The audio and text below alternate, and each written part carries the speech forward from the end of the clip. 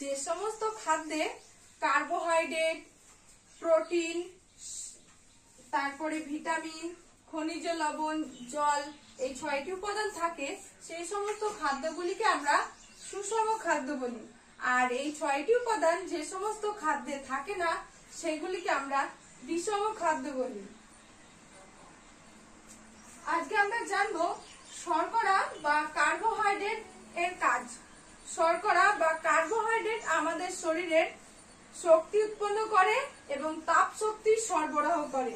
এই কার্বোহাইড্রেট বা শর্করা আমরা যে সমস্ত খাবার থেকে পাই সেগুলি হলো চাল, গম, যব, ভুট্টা, কলা, আপেল, আঙ্গুর, দুধ, দই, পনির এবং মিষ্টি কুমড়ো, মিষ্টি আলু, এই সমস্ত খাদ্য থেকে আমরা কার্বোহাইড্রেট বা শর্করা পেয়ে থাকি।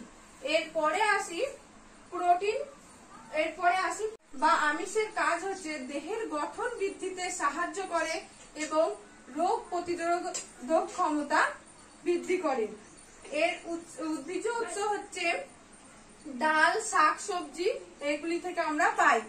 আর প্রাণীজ উৎস হচ্ছে মাছ, মাংস, দুধ, ডিম, কলিজা, এই সমস্ত গুলি থেকে আমরা প্রোটিন পাই। এরপরে আসি ফ্যাট বা স্নেহ পদার্থের কাজ। ফ্যাট বা স্নেহ পদার্থ আমাদের শরীরের শক্তি সরবরাহ করে এবং দেহের ত্বককে মসৃণ রাখে। প্রাণীজ উৎস হচ্ছে চর্বি সহ মাংস, ঘি, দুধ, পনির, এগুলি থেকে আমরা ফ্যাট বা স্নেহ পদার্থ পেয়ে থাকি। কার্বোহাইড্রেটের পরিমাণ যদি কম থাকে তাহলে আমাদের শরীরের হৃদস্পন্দনের হার বেড়ে যায় এবং দ্রুত ঘাম হয়, মাথা ব্যথা শুরু হয়, ক্লান্তি বোধ হয়, কথা বলতে সমস্যা দেখা যায়, আমাদের শরীরে নানা রকম সমস্যা দেখা যায়। এর পরিমাণ এবং যদি কার্বোহাইড্রেট বা শর্করার পরিমাণ বেড়ে যায় তাহলে আমাদের রক্তনালীর সমস্যা দেখা যায় এবং বৃক্ক নষ্ট হয়ে যায়, হৃদরোগ হয়, দৃষ্টিশক্তি লোপ পায়। এরপরে আসি প্রোটিনের কাজ।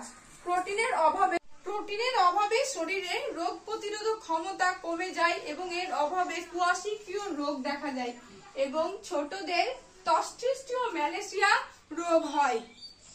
এরপরে আসি লিপিডের কাজ। ফ্যাট বা লিপিড, এর অভাবে ওলম্যান ডিজিজ রোগ হয়, ফলে শরীরের শক্তি উৎপাদন সরবরাহ কমে যায়।